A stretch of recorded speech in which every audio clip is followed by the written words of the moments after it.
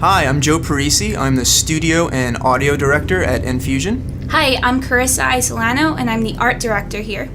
And we're going to give you a sneak peek at Space Noir. So let's get started.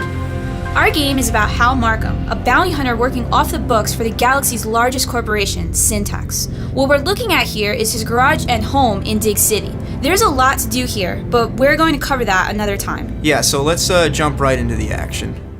What we're about to show is pre-alpha, so a lot may change or is work in progress. We're always trying to improve the game, so a lot may change for release.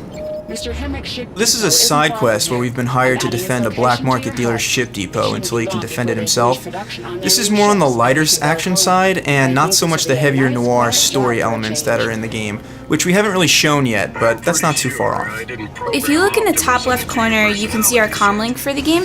Our comlink is where we display information such as different characters, different story objectives, or even just pieces of the environment that we want to show the player. What are you talking about? Where we are right now is on the surface of Argana, which is the blizzardy snow planet of our game. Our game has surface and space missions, so we're going to show you our surface mission today. Yeah, and what's really cool is as you play through the game, you'll be doing certain missions that will actually change the environment, and that will continue to be around when you come back and do later side quests and stuff like that. So it looks like we're almost at our objective here. That blue exclamation mark in the distance. Enemies. You can see on screen right now our radar pulse, which is really our answer to how to blend what the radar is doing into the game world so that we don't have to have this UI cluttering the screen or anything. It really keeps the player engaged in what he's doing. Yeah, we have these really huge environments and it really helps to navigate.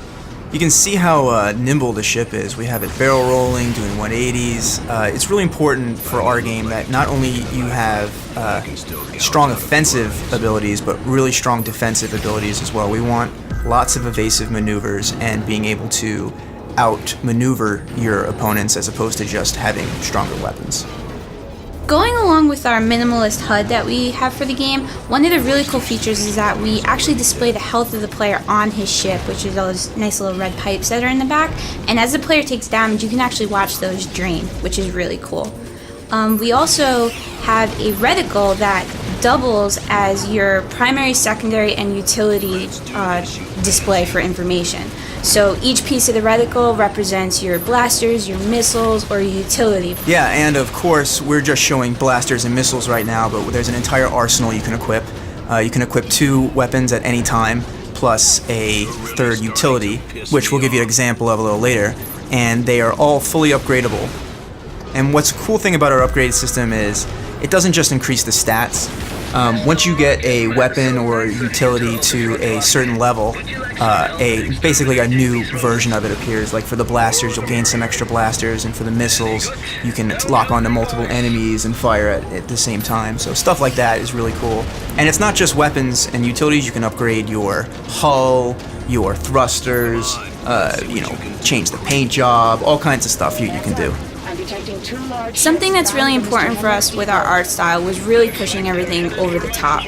Our explosions, if we made them and we liked them, we'd make them 3 times bigger. Our blaster feedback is really big. You get a lot of feedback in our game, and it keeps the game really exciting. Yeah, I really like the way you see it splashes off the mountains and different objects and stuff. It's awesome. So it looks like some new powerful enemies have appeared, these big guys over here. They're not as easy as the grunts. You have to take out their weak points. So as we get close, it's time to whip out our utility, and boom, cloaked. The turrets lose track of me, and I can attack at will without having to worry about taking any more fire. Until, the cloak wears off, of course. And we've got a bunch of other utilities that do other exciting things like that. One of the cool things about the game is depending how you outfit your ship before you enter into a mission, it totally changes how you would approach handling certain enemies and situations. One of the things that was really important to us when we started the game was how to approach the whole idea of what Noir really was. And I think what we wanted to do is make sure that people knew that Noir didn't have to be black and white and boring. It was really important to us to show that we can have a fun, action-y kind of game and still keep a lot of the core elements that make Noir what it is. We played a lot of Star Fox. We've got a lot of really big fans of Rogue Squadron here. Yeah, the Rogue Squadron, we really love the intensity. that feeling you got, you know, sweaty palms holding the controller, just trying to white knuckle it through the mission, which you really can't experience until you pick up the controller. And that's really what's so special about our game, is that we've looked at all these old classic games that meant so much to us and did our best to really combine all of our favorite elements from these games into just one big, huge experience. And that's it. Looks like we've saved the day. The ship depot is intact, just barely, smoking there.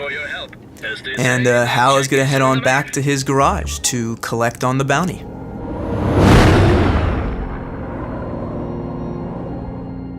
Alright guys, thanks for watching this sneak peek at a side mission from Space Noir. And hopefully you guys are excited to see more of what we're working on soon.